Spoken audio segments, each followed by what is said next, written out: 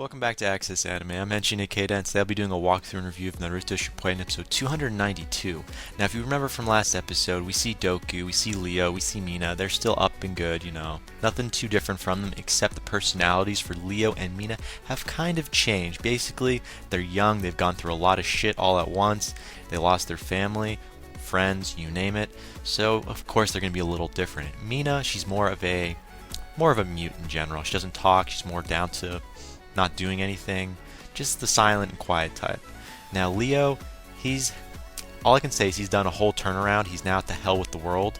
He's an arrogant little child until he meets Naruto. Now again, when we see him first meet Naruto, he kicks him in the nuts and runs because Doku kind of thinks he's under the assumption that Naruto, seeing his headband from the Leaf Village, probably was among some of the people that destroyed his village. So he got the wrong impression and ran. Now, that wasn't really the smartest thing because he ends up running across a rotted out bridge and almost falls to his doom. Thank God Naruto was there, he actually saved the day. Now, after they get all that crap pushed aside, now we do find out Mina sees something in Naruto. We don't know what, but she is scared. Again, we still don't know what kind of power she may or may not have, but she is special. Just putting that out there. Now, moving on past that toward the end of the episode, we actually find out Yamoto is now talking with Doku. Now, Doku has a little flashback where we find out the village leader of his village gives him 2 bars.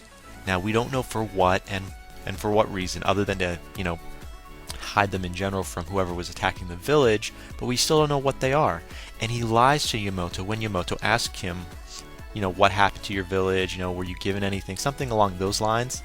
And again, Doku does not answer at all, and he draws a blank. He's like, sorry, I can't help you. So he's lying through his teeth, not only because he doesn't trust Yamoto. I'm guessing he just is trying to hide these 2 bars in general from anyone until his leader comes back or till he's told otherwise. But again, that's where we end last episode, and this is a new episode, so let's dive right in. And again, I'll hold my final thoughts and my rating at the end of the clip, so stay tuned, but let's dive right in. Now, when we open up this episode, we see Naruto kind of in a different scene what I thought we were going to see in this episode. I thought we were going to be exactly where we left off. Not so much. He's kind of dreaming, or he's in a dreaming state, where we see the Nine Tails, and it looks like the Nine Tails' mojo, this chakra, is consuming Naruto. And it's just, what? I was like, what? Wait, what's going on? Are you losing the battle between who's controlling who in your, in your alter ego, in your meditation state? We don't really know right now, just that Naruto is being consumed by the Nine Tails, at least his chakra right now. Now, Mina, she's actually dreaming this as well. She's there. Wakes up from this dream. Apparently, she might have saw it or something. We don't know. Maybe a precognition, possibly. But we're now taken to a different scene with Mina, and it looks like she's just waking up from this exact same dream. And I can't really explain it at all. Now we are taken to a different scene. We see Kabuto. Finally, we get a little more clarity on what he's doing, but not so much. Do you remember that guard that one of the snakes actually had in his mouth with the tattoo that Shizuru actually noticed? Yeah, he's awake. They actually bring him back out from one of the snakes, and he's still partially alive, and I guess they're trying to make him answer some questions or whatnot, or at least that's what it sounds like. I could be wrong, but at least that's what it sounded like. And now he's a sacrifice. To one of the snakes, or who knows, but now he's a sacrifice. So I was very confused with that little ritual of what they were doing. But again, we are taken to a different scene. Now we see Naruto. He is sick as hell. He's not 100%. He's not himself. And he's just sick. And these kids want to be trained. Yeah, those kids from last episode, he promised he'd train them, walk on water and whatnot. So he feels obligated, even while sick, to train them. So he does his whole little Naruto's powerful miracle training. Yeah, I just love that whole, I should hyphenate it. But it was still, it's a hilarious title. But he shouldn't really push himself because this is Naruto. He never really has time to himself to goof off anymore. So he's now not 100%. He's sick, and yet he's still helping these kids train. Now I guess they're outside now, and you see Shizuru join them because she's going to be part of his little training exercise. And I'm like, sweet. Shizuru is pretty hot in my opinion. I actually like her character. It's well drawn out. She's not too much. She's not too little. And yet she's always up for something, even if it's to humor the kids. So I like her character. It's well drawn out. But moving on, we do find out Doku eventually, I guess, joins him at some point in time with this little workout. And they're running to the lake. I guess that's where the training exercise is going to take them. But we are taken to a different scene. Now we see Hidan and Deidre. They've been reanimated. If you didn't know already, they have been reanimated, and they're arguing, they're just bickering, and you hear the words diversion come out of, I believe, Deidre's mouth, and Hidan doesn't know jack about the meaning of diversion, I guess. He's just acting dumb. It's just kind of funny because they're just arguing. They're on the same team, they're reanimated, and yet they're horrible together. And we see all these dead corpses right behind them, so apparently they're a diversion, but we don't know for what. We can only assume that Sai and Yamato are probably going to go after them, and I guess that was the distraction. At least that's the assumption I came under. Moving on to the next scene, we actually see Naruto, and they're actually at the beach now. So they're done with their workout exercise. I'm like, really? Just a run to the beach? Now it's either the beach or the shoreline, but definitely is like a beach because they have like a sandy beach type of a background, I guess, where they're at. Now, again, they weren't training, they were just running. So they're done with training now. And again, Naruto is not 100% himself. He is sick. Why would you put yourself through all that training if you're that sick? I know you're eager to make friends, make these kids happy because they've lost their family, but it's a no-go. I mean, they're nice to you only to an extent. Now, Mina, she has one of these weird-ass stares. I cannot explain it, but it's just weird. I'll just put it out there. It's a weird stare. It would freak me out if a girl was looking at me like that, especially a little girl. She's got that blank stare like, I know what's going on or something.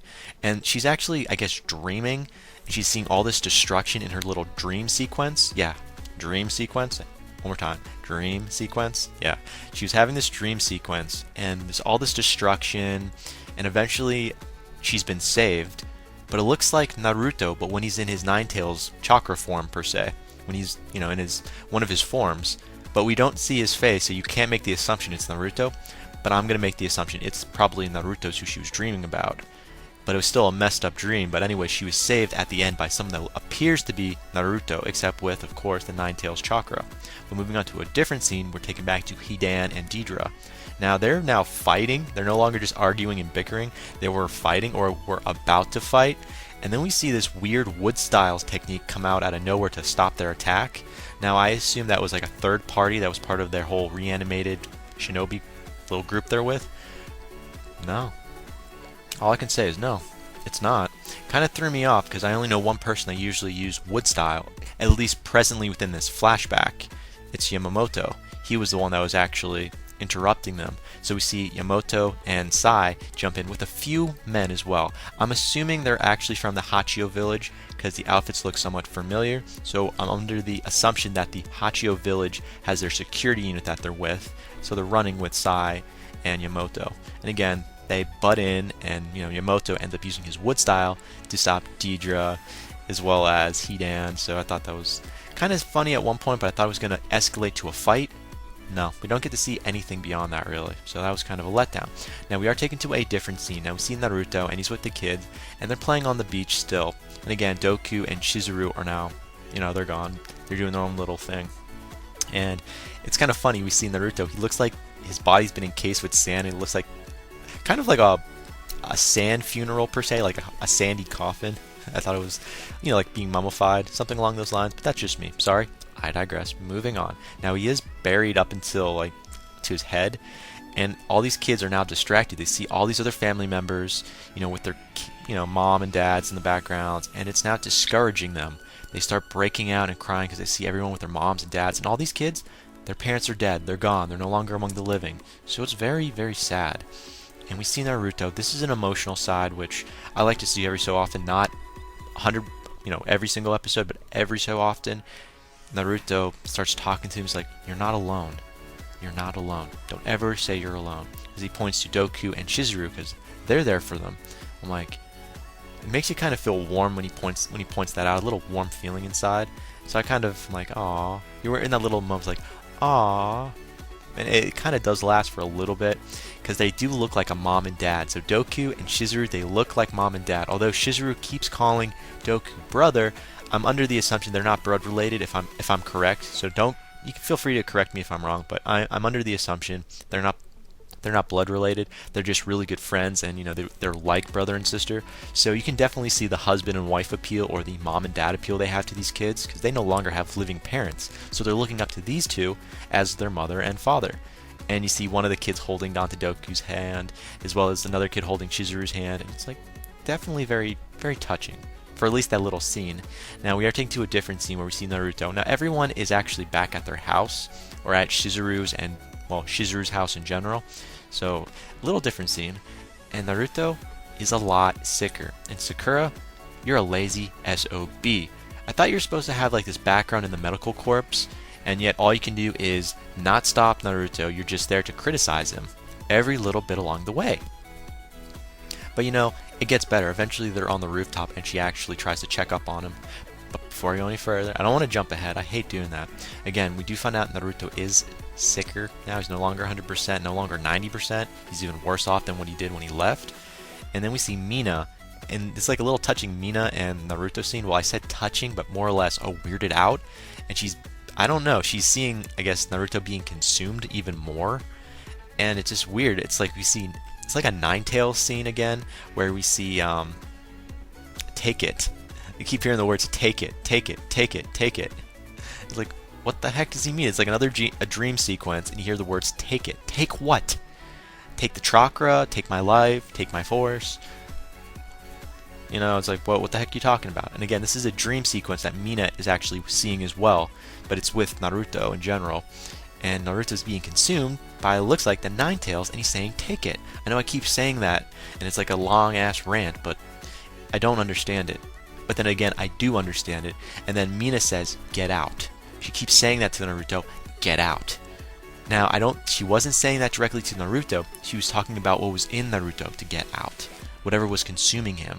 And Shizuru, I guess, just doesn't understand, and she slaps Mina across the face. I was like, damn, woman, you got a nice backhand. Holy shit.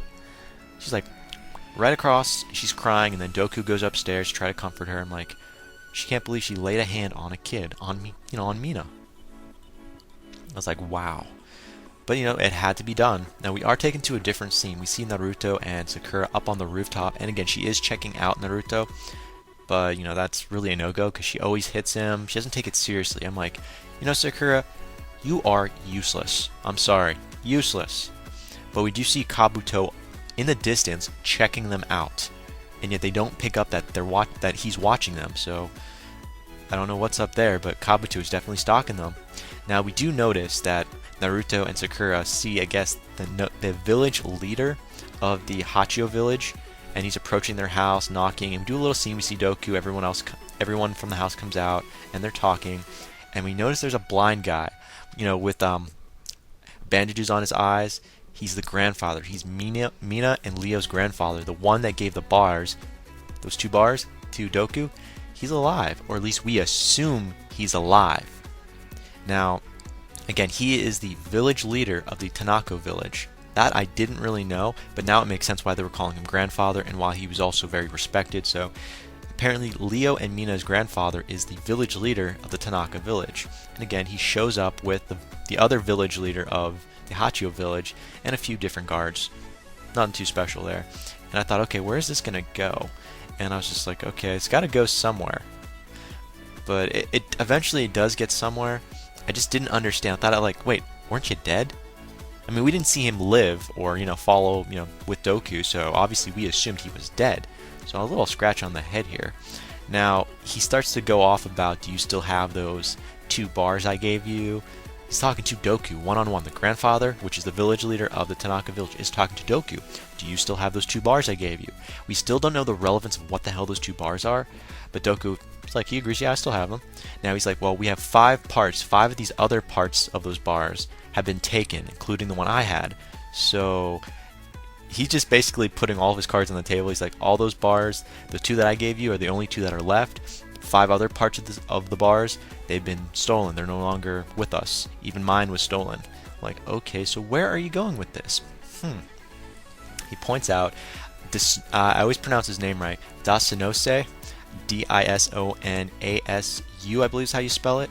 And he's like, yeah, that guy is going to end up going to take over those 2 bars. You know, you've done too much already. I'll take the weight of this burden off your chest, you know, off your hands, and we're just going to give it to this guy called Dasanose. And I'm like, okay. At first he was okay with it, and he was about to go get the 2 bars. And I was like, okay, that's what he wanted. But that's not what he got. Instead, we see Mina approach her grandfather after, you know, saying, oh, grandfather, with Leo, you know, grandfather, And then she has this weird feeling, a weird gut feeling, you know, it's like right in there. Just like what she had when she was shaking hands with Naruto, and when she's always around Naruto. She's like, no, you're not grandfather. She's like, you're reanimated. So now we find out the grandfather was actually dead, so he did die, and now he's been reanimated by Kabuto. So it does make sense. Now again, we do see Kabuto. He appears out of nowhere, and he summons all those reanimated shinobi from the coffin. They come out, so you see all these reanimated shinobi, and they're fighting Naruto, Shizuru, everyone in general. Surprisingly, the village leader of the Tanaka village, he's dead, but the Hachio, he's gone. He wigs out. He leaves with his bodyguards. Now, again, the grandfather, the village leader of the Tanaka village, he's pretty cool. Even though he's reanimated, he pulls his katana out. He's got this tattoo on his arm. I thought he was like done with. I didn't think they're going to use him as a reanimated shinobi, really. I just thought he was a ploy. But he's not just a ploy to get the bars back. He was also a pretty good shinobi, in my opinion. We didn't see any real chakra use, just, he's good with the sword. That's all I can really say. Now we are taken to a kind of a different scene. Now we see Kabuto, and he is fighting, I guess. And we see Mina approach Naruto after Naruto's lost. He's been beaten up. He's sick as hell. And she just approaches, Naruto. And she's like, get out. She keeps saying the words, get out, to Naruto over and over and over again. Like, what the hell are you talking about? Get out, get out, get out. And then we see Naruto spit this black crap out. It's his chakra, or at least it's the Nine Tails chakra. And this chakra takes a form of the Nine Tails, or at least close to the Nine Tails form. And then Kabuto comes out of nowhere, and he uses a kunai knife. He I say it wrong. He puts it in the back of the Nine Tails chakra form, right in the back of his head. And it's crazy because it's like, what the heck? What are you doing? And somehow it went from this chakra Nine Tails form, goes from Carnage form to paying attention to Naruto and beating the crap out of him. So that's where we end the episode. We see the Nine Tails chakra form versus Naruto in general, and Naruto, he's out for the count to a point. He's sick as hell. But again, that's where the episode ends. So I'm interested to see where that goes. Final thoughts? Okay, Nine Tails, what kind of form is this? Are you actually out fully from Naruto's body, or is this just your part of your chakra leaking out? We don't know. We really don't know. And why does Kabuto know all about this and was expecting it? Again, we don't know. Now, obviously, I can come up with a lot of different assumptions on what it really is, what's really happening, but I can't wait to see what's going to happen in the next episode, to be honest. Now, as for those two bars that Doku still has, what do they go to, and how are they going to be used in general? We still don't know. And Mina, what kind of power do you have? You're not a normal kid. What did you just do? You actually touched Naruto and you got whatever that chakra was inside of him out, and he was spitting it out? How did you do that? You're not a normal little girl, that's all I can say. But again, that ends it for my final thoughts. As per my rating, I feel a 3.5 out of 5 is definitely warranted right now. We saw emotion. We definitely saw emotion in this episode, but we ask a lot of questions. There's not a lot of information that was, thrown at us. I'm just putting that out there. We were introduced to a different couple scenarios of what will happen, what could happen, and we do find out that Kabuto ends up luring out Saito as well. Well, I said Saito, Sai and Yamoto. So that's why you see Deidara as well as Hidan actually talking about distraction. So they were just going to lure out, the two stronger of the shinobi that were with, Naruto and Sakura, just so they could have a confrontation with, Kabuto being able to pull this little ruse, so it kind of makes sense. But it wasn't enough to quench my thirst, so I definitely have to give this a 3.5 out of 5 in all fairness. Now that ends it for my walkthrough and review of Naruto Shippuden episode 292. Definitely comment down below, let me know, subscribe above, thumbs up, thumbs down, check me out on Twitter and follow me if you like.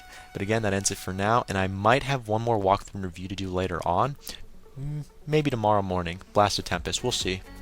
I don't know when it's going to be released. It's been kind of weird in the last couple of days where I wait a day before checking, but definitely tune in to check out for later, for at least tomorrow anyways. But again, that ends it for now, and I gotta go, guys. Before I go, I gotta say it. Can't stop the access, but you can watch the feed. I'll see you later, guys.